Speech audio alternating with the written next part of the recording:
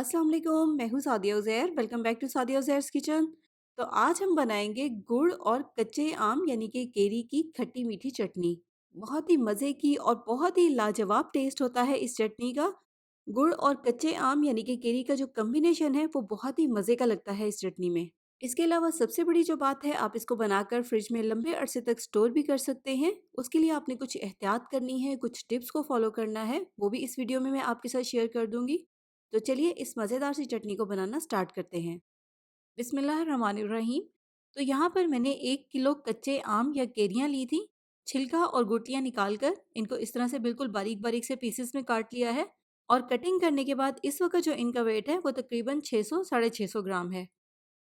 और नेक्स्ट अब इस चटनी को पकाने के लिए पैन में डालेंगे 1/4 कप ऑयल। और सबसे पहले कुछ साबित मिसालों को इस ऑयल में फ्राई कर लेंगे। और इन मिसालों में है आधा चाय का चम्मच साबित ज़ीरा, आधा चाय का चम्मच सौंफ, आधा चाय का चम्मच राई, आधा चाय का चम्मच मेथी दाना, 5 से 6 लौंग, एक दालचीनी का बड़ा टुकड़ा, आधा चाय का चम्मच कलौंजी और 6 से 7 सब्ज़ इलायचियों के बीज। बस इनको हमें ऑयल में हल्का सा ही फ्राई करना है, एक आधे मिनट के लिए। इनका हमें कलर डार्क नहीं होने देना। इसके बाद जो हमने आम काट कर रखे थे ये इसमें शामिल कर देंगे। और 1 मिनट के लिए इनको भी ऑयल में मीडियम फ्लेम पर भून लेंगे। तो कच्चे आम या केरियां यहाँ पर मैंने अच्छे से 1-2 मिनट तक भून ली हैं। अब इसमें हम शामिल करेंगे पानी, और पानी इसमें जाएगा 1 लीटर।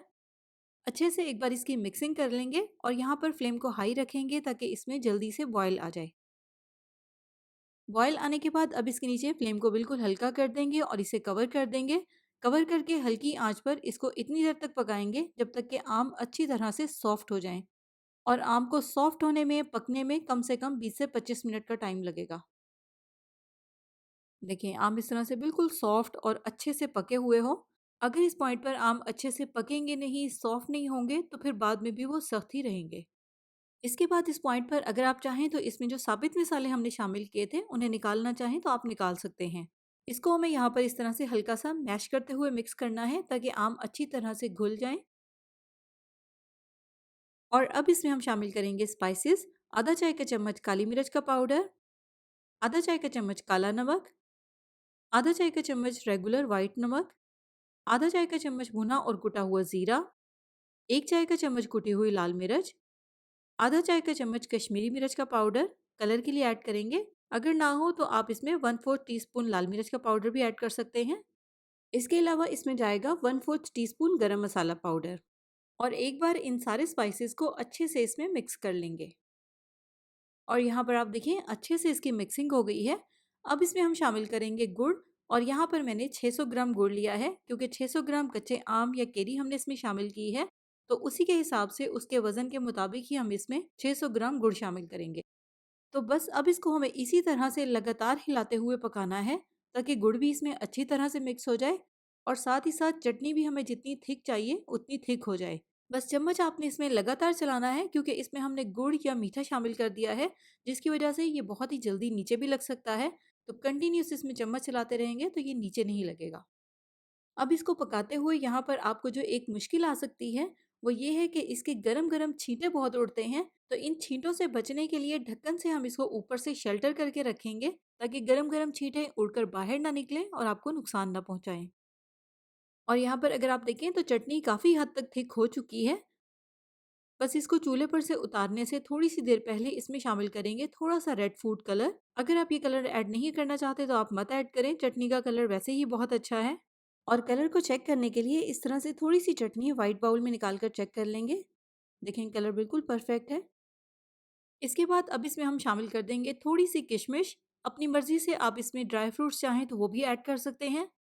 किशमिश को यहाँ पर मैंने पानी से धोया था, इसलिए इसके ऊपर थोड़ा सा पानी भी लगा हुआ है। इसको शामिल करके हम थोड़ी देर के लिए हाई फ्लेम पर इसको पकाएंगे, 1-2 मिनट के लिए। अगर इस पॉइंट पर आप इसको पकाएंगे नहीं तो इस पानी की वजह से ये चटनी बहुत जल्दी खराब हो जाएगी। बस अंदाजे से किशमिश आपने इसमें तब शामिल करनी है जब चटनी को पकने में थोड़ा सा टाइम हो, ताकि ये पानी भी अच्छे से पक जाए और जो चटनी है वो भी एक्स्ट्रा ड्राई ना हो। और यहाँ पर अगर आप देखें जो चटनी की थिकनेस है वो बिल्कुल परफेक्ट है। ठंडी होने के बाद ये थोड़ी सी और भी थिक होगी। तो बस किशमिश शामिल करके 2-3 मिनट तक यहाँ पर मैंने इसको मज़ीद पकाया है। उसके बाद हम इसके नीचे फ्लेम को ऑफ कर देंगे और इसको स्टोर करने से पहले रूम टेम्परेचर पर रखकर अच्छे से ठंडा होने देंगे। गरम-गरम चटनी को हमने बॉटल में डालकर स्टोर नहीं करना, उससे चटनी बहुत जल्दी खराब हो जाएगी। देखिए कितनी मज़े की चटनी बनी है, देखकर ही आपको अंदाज़ा हो रहा होगा। बहुत ही मज़े की रेसिपी है, काफ़ी टाइम तक ये चटनी खराब नहीं होती, बहुत टाइम तक ये चल जाती है। बस आपने इसको स्टोर करने के लिए गर्म पानी से अच्छे से धुली हुई शीशे की साफ और खुश्क बॉटल में स्टोर करना है। उसके बाद निकालने के लिए इसको गीले और गंदे चम्मच का इस्तेमाल भी नहीं करना। पानी का एक भी ड्रॉप इसमें शामिल ना हो, वरना आपकी चटनी बहुत जल्दी खराब हो जाएगी। तो ट्राई कीजिएगा, बहुत ही अमेजिंग, बहुत ही लाजवाब रेसिपी है। रेसिपी के मुतालिक कमेंट सेक्शन में फीडबैक भी ज़रूर दीजिएगा। वीडियो को लाइक शेयर, चैनल को सब्सक्राइब ज़रूर कर लीजिएगा। अपना बहुत सा ख्याल रखिएगा, दुआओं में याद रखिएगा। Thank you for watching. अल्लाह हाफिज़।